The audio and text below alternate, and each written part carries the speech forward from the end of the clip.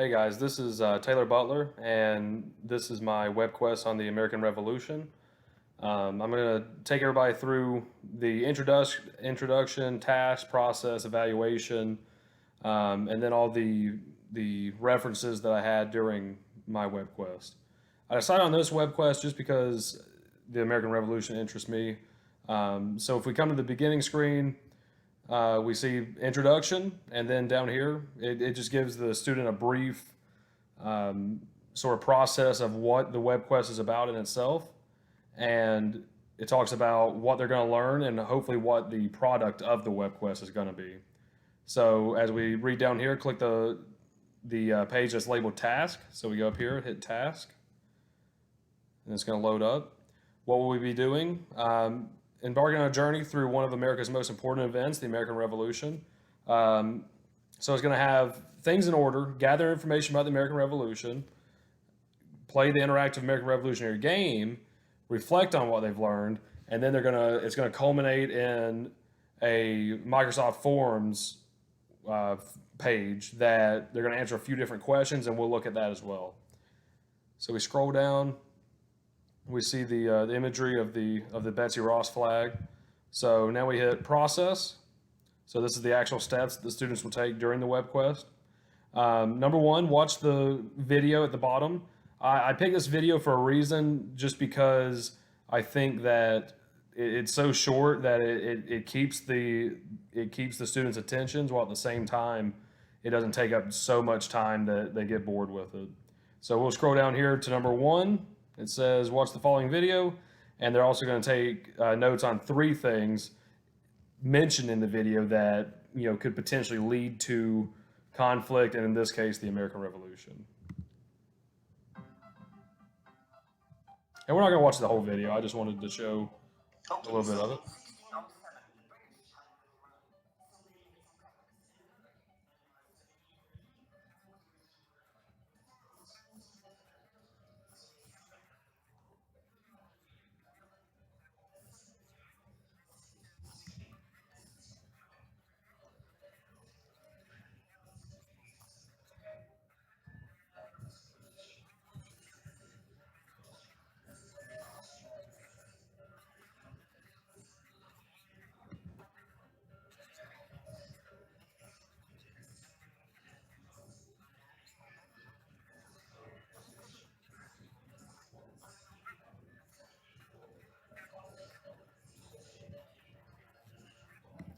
So that's just a basic. It leads up to roughly 100 and something years before the American Revolution, leads up to the end of it. Nothing super in depth, but it gives them a decent idea about where the American Revolution War really started from, and then what it led to. So we keep going down. If we look at the process page, participate in the American Revolution interactive. So what I want the students to do here is play the game one, but then also I want them to jot down anything that was mentioned in the video that is also part of the simulation game. After researching and finding this game, I thought it was really cool. What they did is called Revolutionary Choices. So it's going to load up, and basically the student will make the decisions on what happens and what decisions to make during the American Revolutionary War. And this is going to sometimes have the same outcome as what happened, but then sometimes it might be different. So this, to me, is something fun that they can do to help put themselves in the decision-making role, which is the ultimate goal of this Webquest.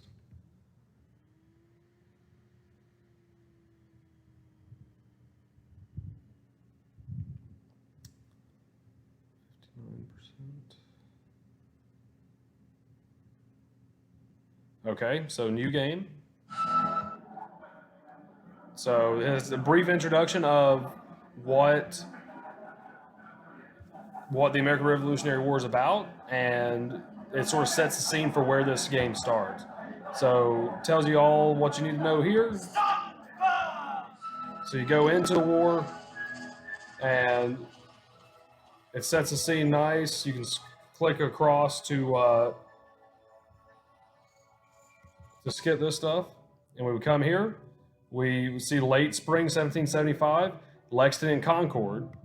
Okay, so uprising happening in Lexington. So we click here, then we go here, and then we've applied some cards, so then we see what has happened during it.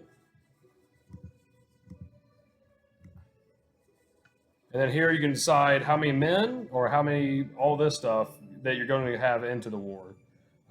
So this is to me, a pretty cool little game because it allows the students to see exactly what happened and sort of what time frame that we're working with in the American Revolution. So I think it's a good way to help students, keep in mind all those things. So number 3, as we see on the process, examine the following acts. So the Intolerable Act, Stamp Act, Boston Tea Party, Tea Act, Townshend Act. So what I did here is I embedded a video to help students understand number 3 and really number 4 as well. So down here we see website for acts, T-chart template. So video of me talking. So you fast forward, it tells them exactly how to edit the T-chart to write down notes based off of the website itself.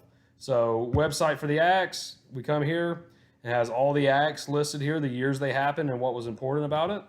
And then T-chart template to where the students actually make their notes online. So I thought that was pretty cool. The final culmination of sort of the assessment part of this is a Microsoft Forms link. So I click on it, and then I come here, and I just got a few questions to answer about the American Revolution and sort of my take on it. In your opinion, who was wrong during the American Revolution? Why? So student would answer, the British, and then give their explanation. Were colonists justified in revolting, and why? Yes, because dot dot dot. And then the third one is the biggest question. In your opinion, was there anything that could have been done in order for the American Revolution to not happen? So could it have been prevented throughout the course of the years leading up to it? So based off what the students have found, they would be able to answer this. And then finally, on a scale of 1 to 10, how effective was this project? Trying to get some relevant feedback to what the students feel like the Webquest, if it was effective or if it was just a waste of time. So thank you guys. So if you come here, we go back, evaluation. It's exactly what I'll be grading them off of. It has everything here, the different categories. It's not too in-depth, just something to help guide the students along a little bit, including what I do in class with them. So that's the evaluation part. Conclusion, this is mixed in with the Microsoft Word or the Forms page. And then I have all the references for everything that was in my Webquest. The teachers page is mainly tied to the standards to help U.S. history teachers know, who this is for, and then also what the goals of this is going to be and what standards it's tying into. It has the state standards in Georgia, and then down here it has the technology standards mixed in with it. So I hope this was informational for everybody, but especially any history teachers that are thinking about doing something like this with a Webquest. I hope that it was helpful and that anybody looking to design their own Webquest found benefit in it. Thanks, guys.